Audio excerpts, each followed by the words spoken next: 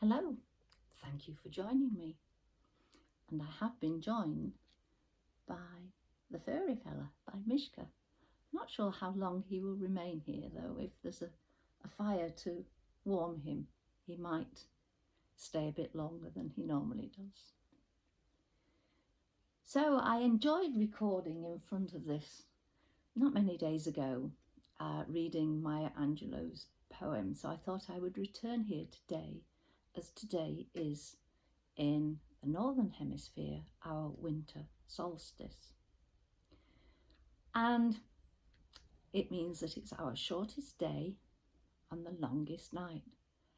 And I have to say, for she here who is unable to drive in the dark, I find that these long dark nights are a pain, but a pain that I have to get on with and accept. So I've got some details written down. The shortest day lasts 7 hours, 49 minutes and 42 seconds in London. This means that the length of day during the winter solstice is 8 hours, 49 minutes shorter than the summer solstice. That's a heck of a lot shorter, isn't it? And at this time, the Earth's North Pole is pointing away from the sun. So that's why it's so much colder in the Northern Hemisphere at this time. For those of you who are in the Southern Hemisphere, you are enjoying the much warmer weather. Enjoy it. Just put a little box full and send it our way occasionally. But the solstices, is that the right plural? The winter solstice, safer to stick with one. It's not celebrated as it used to be. It used to be part of the cycle of life for the farms, the animals, the crops, and the human beings as well. And winter solstice would see what I'm doing here, hunkering down, relaxing, allowing our bodies to take advantage of the longer periods of darkness by resting more. And a lot of animals hibernate in winter. And sometimes if the weather's, I like the snow and the frost, but if it's grey and drizzly and wet, I think that hibernating has a lot going for it. But if it's nice and frosty, then I'm happy to get out and about. But people these days, especially at this time of year, are so much more busy.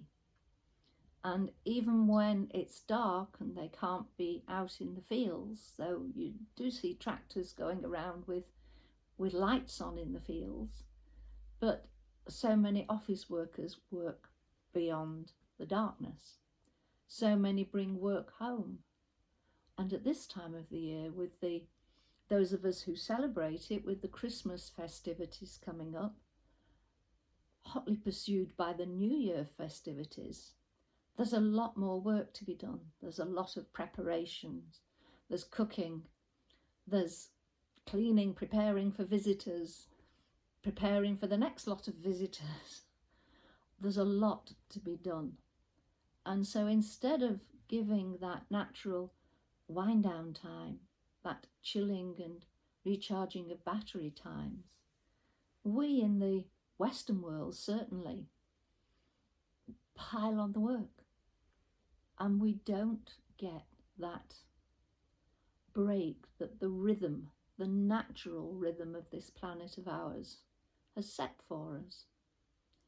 And I have to say, I am of the opinion that if we eat locally rather than import foods by slapping on thousands of air miles, giving them a huge carbon footprint, that we would be a lot better off then as well. Okay, we might not get the great variety that we expect and nay demand in the shops and stores, but I feel that life would be a lot better for us. Shoot me down in flames if you like, but that's the way I feel.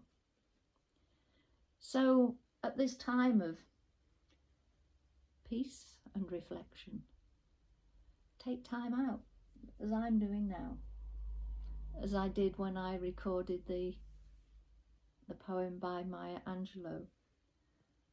Again, I'm going to just look at the candle flames, look at the fire flames, give Mishka a stroke and a tittle, and relax. Like being back in the womb, just nurturing myself for a while. And it's something that we don't do enough of. So on this winter solstice, from my candles and my fire and my furry companion, I say a fond farewell. Thank you for listening. Take care. Do try and etch out, even if it's only a few minutes, a bit of R&R time in your busy, busy life. Thank you for listening. Take care.